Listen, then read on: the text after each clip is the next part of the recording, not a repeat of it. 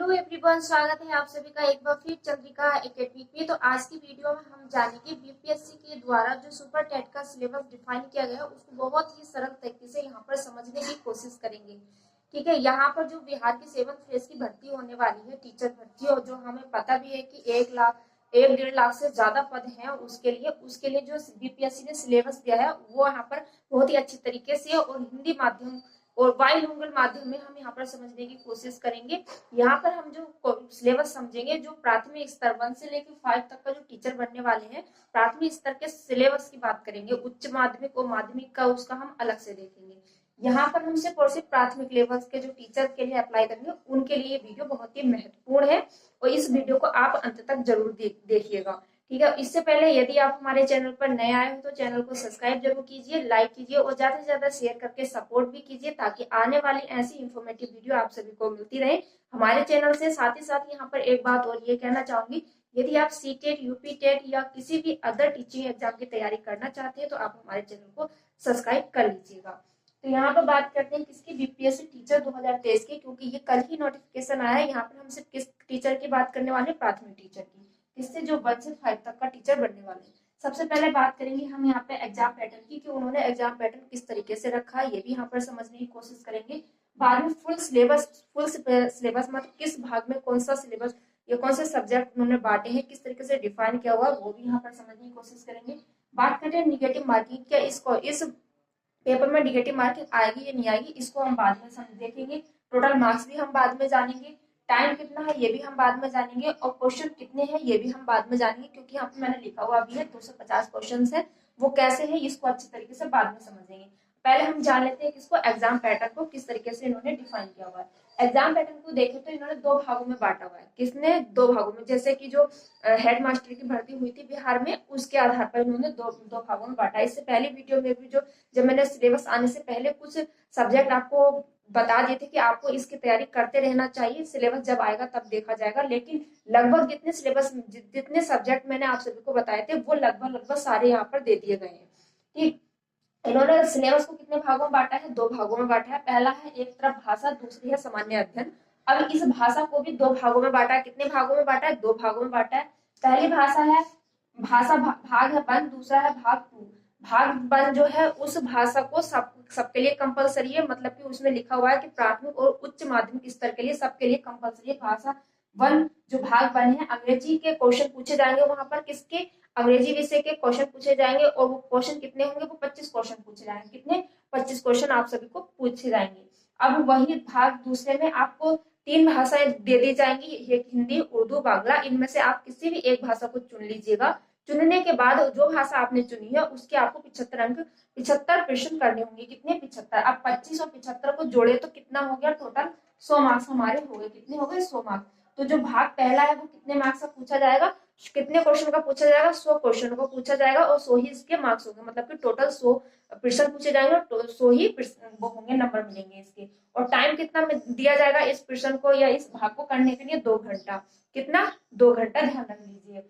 ये आशा करती हूँ आपको समझ में। अब दूसरा देखते हैं सामान्य अध्ययन, जिसको इन्होंने बांटा है, 150 प्रश्न इन्होंने बांट दिए हैं उसको, और टाइम दिया है उसका भी 2 घंटे का। तो मान के चलिए जब 2 घंटा ये है और 2 घंटा ये है तो टोटल टाइम कितना हो गया, 4 घंटा। कितना हुआ, टाइम 4 घंटा। ठीक है, अब ये 150% है। दूसरे भाग में जो सामान्य अध्ययन है उसमें कौन कौन से सब्जेक्ट पूछे, सबसे पहले मैथ, क्योंकि मैंने पहले ही बताया था कि आप इन सब्जेक्टों की तैयारी करते रहिएगा, कोई पता नहीं किस प्रकार से। लेकिन यहाँ पर एक बात ये है कि इसमें जो सीडीपी सिलेबस है वो बिल्कुल भी नहीं दिया गया है प्राथमिक वालों में।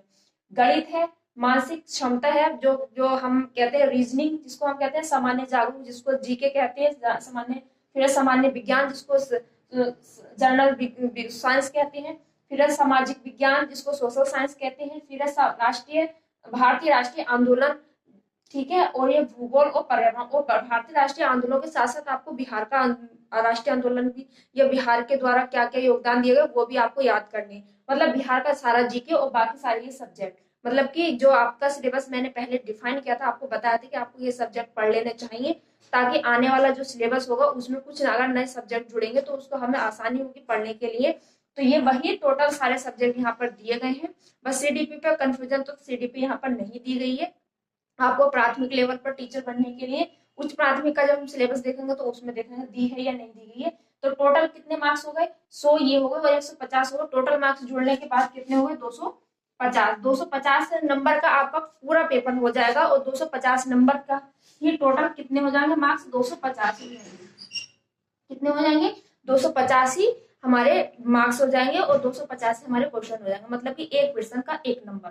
अब बात करते हैं इसमें निगेटिव मार्किंग की। निगेटिव मार्किंग की कटौती तो होगी, लेकिन उसमें यह नहीं बताया गया कि कितने मार्क्स की कटौती होगी। हम यहाँ मान के चलते हैं या फिर 1/5 की होगी या 1/3 की, कुछ इस तरीके से हो सकती है, लेकिन 1/25 की हो सकती है। ये मैं अभी अंदाजा लगा के चल रही हूँ, यहाँ ये वहां डिफाइन नहीं किया गया कि कितना, बस वहां पे ये लिखा गया है कि आपके नंबर की कटौती होगी। तो आपको जो सिलेबस है, जो क्वेश्चन आप करेंगे या जो पेपर आप करेंगे सुपर टेट का, तो उसको बहुत ही ध्यान से आपको करना है, क्योंकि उसमें निगेटिव मार्किंग जरूर होने वाली है, क्योंकि लिखा हुआ है।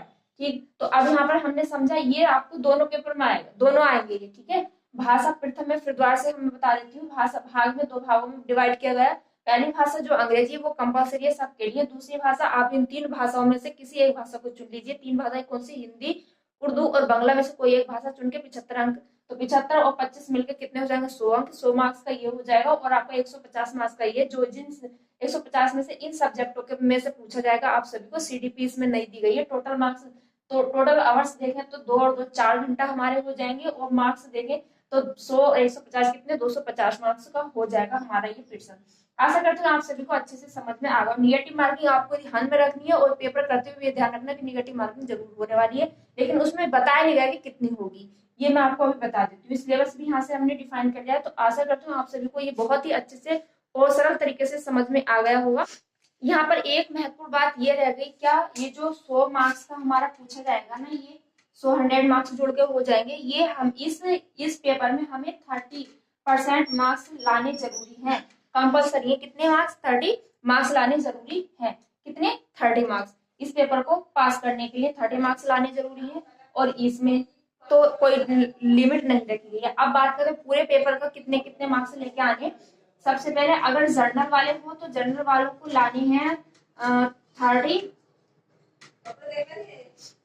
जनरल वालों को लेकर आना 40%।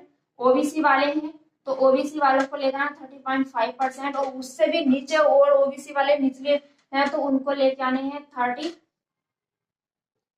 कितने, 34%। अगर एससी या एसटी या महिला फीमेल है तो उनको लेकर आने 32%।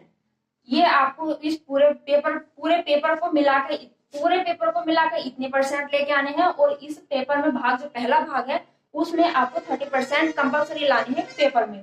तो इनको मिलाने के बाद जब आप सभी को ये इतने मार्क्स आ जाएंगे, तभी आपको उसमें मेरिट में या किसी भी तरीके से बनेगी तो उसके लिए एलिजिबल होंगे, नहीं तो आपको इस पेपर से बाहर कर दिया जाएगा या इस कंपटीशन से बाहर कर दिया जाएगा। ये थी सारी इन्फॉर्मेशन आप सभी के लिए। तो कमेंट बॉक्स में कमेंट करके जरूर बताइए कि आपको अच्छे से समझ में आया या नहीं आया सिलेबस। तो आज की वीडियो में बस इतना ही, मिलते हैं नेक्स्ट वीडियो में। तब तक के लिए हंसते रहिएगा, मुस्कुराते रहिएगा, और चैनल पर नए आए तो चैनल को सब्सक्राइब जरूर कीजिए, लाइक कीजिए और ज्यादा से ज्यादा शेयर करके सपोर्ट कीजिए। जय हिंद, वंदे मातरम।